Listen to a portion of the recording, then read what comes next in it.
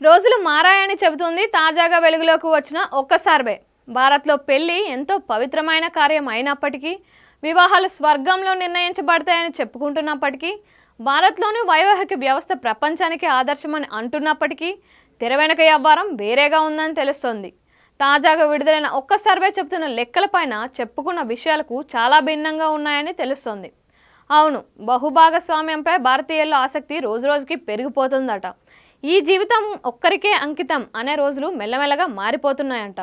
అందుకు గల కారణాలు ఏవైనప్పటికీ, ఎన్నైనప్పటికీ పక్కచూపులు చూడడం అనేది భారతదేశంలోని వివాహితులకు అలవాటుగానో ఫ్యాషన్గానో మారుతున్న దశ వచ్చేసిందని చెబుతుంది తాజా సర్వే.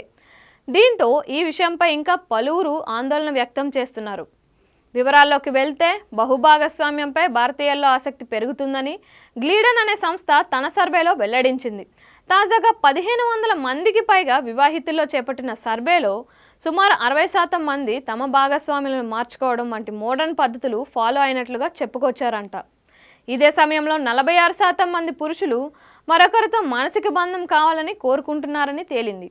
ఇదే క్రమంలో భారతీయ మహిళలు ఈ విషయంలో చాలా ఓపెన్ అయిపోతున్నారని చెబుతున్న ఈ సంస్థ, ఆన్లైన్ ఫ్లర్టింగ్పై పురుషుల్లో 35% మంది ఆసక్తి కనబరుస్తుండగా, మహిళలు ఇంకాస్త ఎక్కువగా 36% మంది ఆసక్తి కనబరుస్తున్నారంట.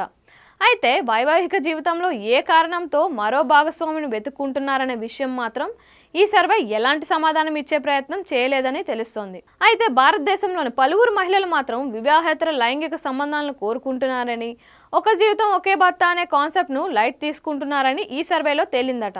అయితే ఈ తరహా బంధాలు, భార్యాభర్తల బంధంలో కమ్యూనికేషన్ సరిగ్గా లేకపోవడం, ఎమోషనల్ మద్దతు దొరకపోవడం వల్ల వచ్చే అవకాశాలు ఉన్నాయని అంటున్నారు. ఇదే సమయంలో అతి తక్కువ మంది సినిమాల ప్రభావంతోనో, పాశ్చాత్య పోకడల ప్రభావంతోనో ఆ తరహా వ్యవహారాన్ని ప్యాషన్గా చూస్తే చూడొచ్చు. కానీ ఎక్కువ మంది మాత్రం భాగస్వామి తరచూ నిర్లక్ష్యం చేయడం, శ్రద్ధ ఆసక్తి చూపించకపోవడం, అనుమానించడం, అవమానించడం, పొగడకపోవడం, ప్రేమించకపోవడం వంటి కారణాల వల్లే వివాహేతర సంబంధాల వైపు ఆలోచిస్తున్నారని, ఆచరణలో పెడుతున్నారనే అభిప్రాయాలు వ్యక్తమవుతున్నాయి.